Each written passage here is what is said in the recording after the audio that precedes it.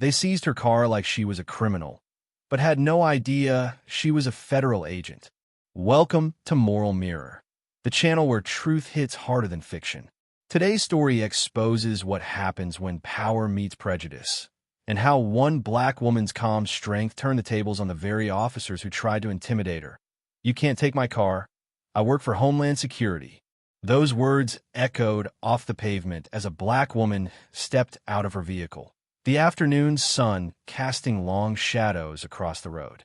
But just a few moments prior, the scene had looked entirely ordinary. A routine traffic stop on a Railsburg, Georgia, side street. It was a typical Wednesday at around 3 p.m. She had just left her apartment after finishing paperwork at home, planning a quiet afternoon grocery run. She drove a mid-sized SUV, registration up-to-date, insurance valid, nothing out of the ordinary. She pulled up to a red light and, as it turned green, a patrol car flashed its lights behind her. She slowed, signaled to the right, and came to a stop. No emergency lights, no siren, just a flicker of red and blue scanning her rear window. An officer approached her driver's side window and spoke firmly. "Ma'am, your license plate came up as expired." She responded politely, placing her hands on the wheel, voice calm but steady. "Actually, I renewed it 3 days ago. I got the digital copy right here on my phone." She unlocked her phone to display the confirmation.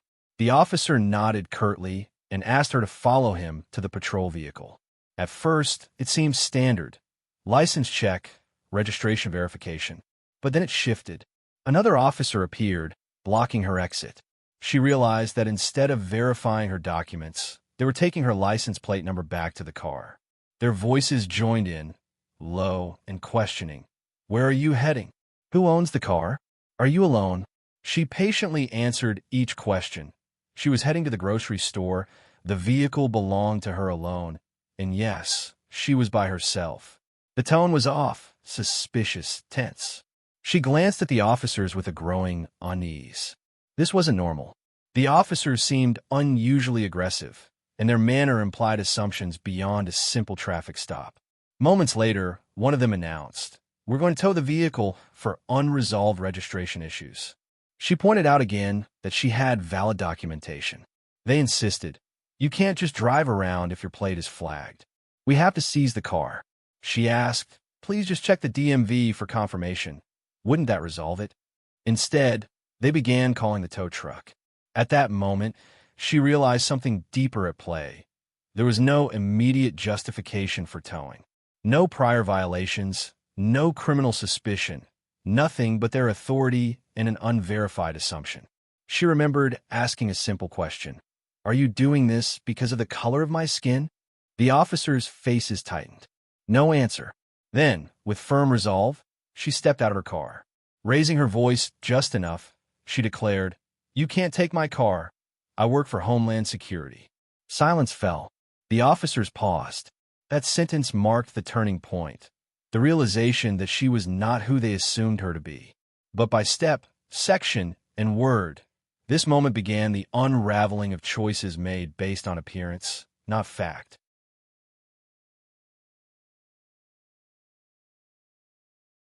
From a moment the officers walked up to her window, something felt off. It wasn't the routine traffic stop tone she was used to, having worked closely with law enforcement throughout her career in federal service. No, this was different. This was tense. From the way they looked at her, not at her documents, not at her car, but at her, she could feel the invisible weight of assumption settling in. She was a black woman, dressed in plain clothes, driving a newer SUV through a suburban neighborhood. That was all they needed, apparently. Before a word was spoken, she had already been placed in a mental box. Suspicious, uncooperative, possibly criminal. What the officers didn't know was that she had spent over a decade serving the very system they represented.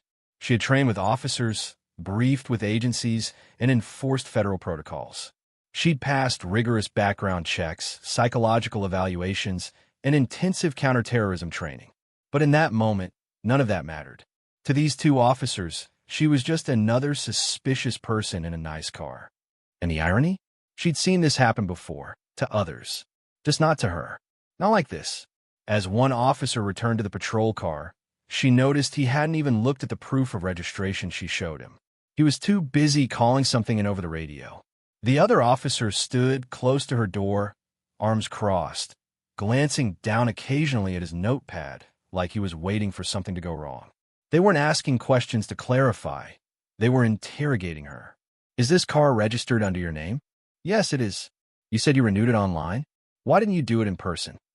I did it through the official DMV site. It's 2025, sir. Where are you headed? Grocery store. Down the road. Where do you work? I'm a federal employee. Doing what? She hesitated for the first time. Not because she was hiding anything, but because she realized they weren't looking for answers. They were trying to catch her in a lie. And for a brief moment, she debated, should I even tell them who I really am? Not because she was afraid, but because it shouldn't have to come to that. Why should she have to prove her worth just to be treated with basic respect? As they continued questioning her, she felt the walls close in, not physically, but mentally. This wasn't about expired registration. This wasn't about her vehicle. This was about a perception that had already formed the moment they saw her face. One officer looked at her with narrowed eyes and said, almost offhandedly, "You people always think you're above the law." It hit her like a punch to the gut. You people. Two words that cut through years of professionalism, discipline, and service. Two words that made it clear. This wasn't a misunderstanding. This was prejudice wearing a badge. Her voice tightened. Excuse me? What exactly do you mean by that? The officer looked away, said nothing. But in that moment, the truth was clear. They had already decided who she was before she said a single word. It's easy for some to believe that profiling is a thing of the past, that society has moved forward. But this moment, here on a quiet street, in broad daylight, proved that it's still alive and thriving, hiding in plain sight. She could have been anyone that day. A nurse, a teacher, a mother picking up groceries. And yet, the judgment came fast and silent, wrapped in rehearsed politeness and official protocol. It wasn't just the suspicion that hurt. It was the complete disregard for her humanity. She wasn't seen as a person. She was treated as a profile. And here's the deeper danger. Assumptions like these don't just lead to uncomfortable moments. They lead to real harm. Lost jobs, arrests, violence, deaths. We've seen it too many times. Names turned into hashtags, lives turned into statistics. And each time, it starts the same way, with a snap judgment, with an assumption based on race, gender, or the car someone's driving. That's why this moment mattered so much. Because even though she had the training, the clearance, the badge, none of it stopped the officers from treating her like she didn't belong. And if it could happen to her, it could happen to anyone. She took a deep breath and looked the officer dead in the eye. I work for Homeland Security. He blinked, looked over at his partner. Something shifted, like gears grinding against each other. The mood changed. Now there was hesitation, awkward glances. Suddenly, she was no longer a suspect, but a mistake. But that shift didn't feel like justice. It felt like damage control. The problem wasn't that they didn't know who she was. The problem was that they didn't care until they realized they were messing with the wrong person. That's the power of assumptions. They turn protectors into aggressors. They turn citizens into suspects. They turn a simple traffic stop into a moment that lingers forever. And even when the truth comes out, the damage is already done. There are moments in life when the air gets still, when time slows down not because the world stops, but because something important is about to happen. This was one of those moments. With her arms at her side, eyes steady, she calmly reached into her purse. The two officers tensed immediately, hands drifting toward their belts. One even took a slight step back, as if expecting her to pull out something dangerous. But what she retrieved wasn't a weapon. It was her federal identification badge. Homeland Security. The gold trim around the seal caught the sun, flashing as she held it up. Bold letters, crystal clear, Department of Homeland Security. The silence between them lasted about 3 seconds, but in those 3 seconds, everything changed. The officer closest to her took a sharp breath. You could see the realization crash across his face like a wave. His stance shifted. His voice, which had carried the weight of command just seconds earlier, now softened into something unsure. Ma'am, you work for?" She didn't raise her voice. She didn't need to. "I'm a federal agent," she said. "I've been with Homeland Security for 12 years. And right now, I'm being profiled, harassed, and treated like a criminal. For what? Driving while black." There was no sarcasm, no anger, just cold, clear truth. And the truth, in this case, was sharper than any insult. The second officer, who had been watching from the patrol car, quickly approached. "There seems to be some confusion here," he said. "Let's just clear this up." But the tone was different now. Gone was the assumption of guilt. Gone was the dismissive attitude. What replaced it was panic, quiet, tight-lipped panic, the kind that happens when people realize they may have just ruined their careers. She watched them shift, watched their eyes avoid hers. It was almost uncomfortable how quickly the authority drained from their voices the moment they realized who she was. Suddenly, she was ma'am. Suddenly, they were just doing their jobs. Suddenly, she was no longer the suspect, but a respected professional.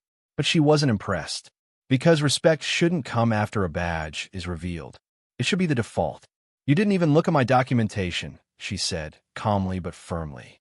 "You asked me a dozen unnecessary questions, tried to have my car towed, and even implied I was lying, without checking anything. If I hadn't shown you this badge, would I be sitting in a jail cell right now?" No one answered. And that's the thing. People talk about misunderstandings. They say, "These things happen." But what they really mean is, these things only happen to people we don't automatically respect. And that's the core of the issue. It's not about the mistake. It's about the assumption that led to it. If she'd been wearing a blazer and heels instead of sweats and sneakers, if her skin had been lighter, if her voice hadn't carried centuries of inherited strength and resistance, would they have paused? Or would they have let her go without a word? These are the questions that don't get asked in police reports, but they're the ones that matter most. As the officers try to backpedal, she remained still. No yelling, no accusations, just presence. And it was that presence, the kind built over years of training, of being underestimated, of surviving in systems not built for her, that held more power than any badge could ever carry. She wasn't there to humiliate them. She wasn't trying to go viral. She didn't record the encounter or blast it across social media. But she did want them to feel what she felt, to sit in the discomfort of what they'd just done. "I want both your badge numbers," she said quietly. They hesitated, then wrote them down. "I'll be filing a formal complaint. Not because I want revenge, but because the next person you pull over might not have this," she said, raising her Homeland Security ID. She might not be trained to stay calm under pressure. She might panic, and she might not make it home. Neither officer said a word. And in their silence, the weight of that truth hung heavier than any apology. Moments later, the tow truck was canceled. The officers handed her back her license and paperwork, now fully validated. Of course, everything checked out because it had been valid all along. She didn't say another word as she got into her car, started the engine, and pulled away. But something had shifted for her, and maybe, just maybe, for them. Because while they had tried to define her in the beginning, she had reclaimed that power in the end. That moment of truth wasn't just about flashing a badge. It was about confronting a system that too often refuses to see black women as professionals, as equals, as human beings. It was about breaking a cycle of assumptions. And it was about sending a message, not with rage, but with dignity. "You don't get to decide who I am. I do." She drove home in silence, not because she didn't have anything to say, but because she needed a moment to breathe, to process, to stop the adrenaline from thumping in her chest. 12 years in Homeland Security, dozens of joint task forces, background checks deeper than most people could imagine. And yet a simple traffic stop had nearly erased all of that. In the eyes of those officers, she hadn't been a trained federal agent. She'd just been a black woman in the wrong place at the wrong time. The anger didn't hit right away. First came the disbelief, then the exhaustion, then the sharp sting of injustice that made her grip the steering wheel tighter on the way home. Because deep down, she knew this wasn't just about her. That evening, she sat at her kitchen table with a yellow legal pad and her laptop open. She began documenting everything: time, location, officer badge numbers, the conversation, their facial expressions, body language, tone. This wasn't paranoia. It was protocol. She had advised on cases like this before, helped write internal reports for DHS involving civilian complaints, law enforcement violations, and use of force reviews. She knew how to document an incident properly. And this time, it wasn't someone else's file. It was hers. The next morning, she submitted an official complaint to the police department's Internal Affairs Division.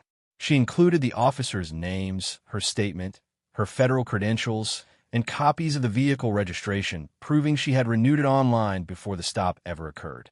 And she didn't stop there. She reported the incident to her own agency's Office of Inspector General, which investigates misconduct involving federal personnel or public interactions. She didn't want to leverage her job for special treatment. She wanted accountability. Not because she needed it for herself, but because what if it had been someone else? Someone without her badge, without her training, without her ability to stay calm under pressure? What if it had been a teenage girl with a new license? Or a single mom on her way to work? Would they have gotten home safe? Within 72 hours, both police officers involved were pulled off the streets, pending an internal investigation.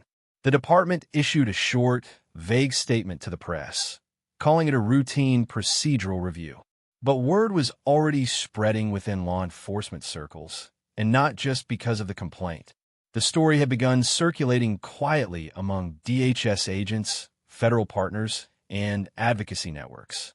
Whispers turned into conversations. Emails turned into phone calls.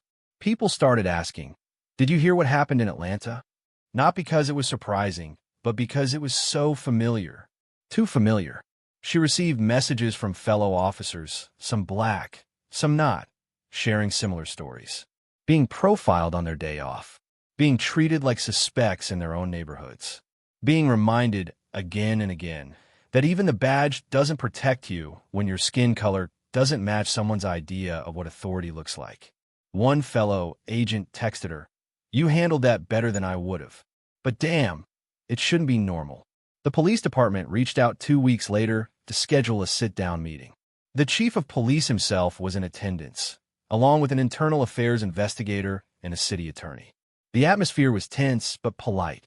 They apologized. Sort of.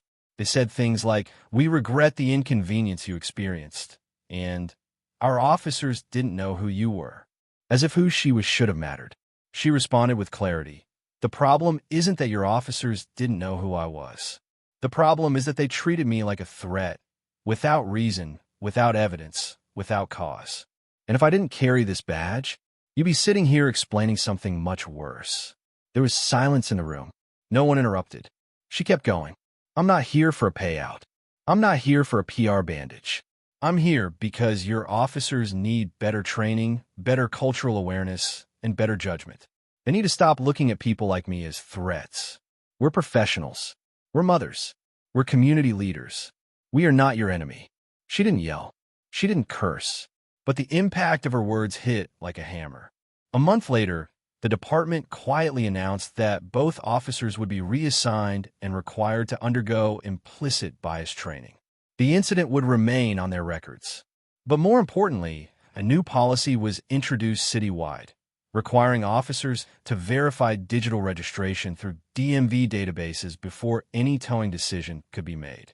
It wasn't a full fix, but it was a start.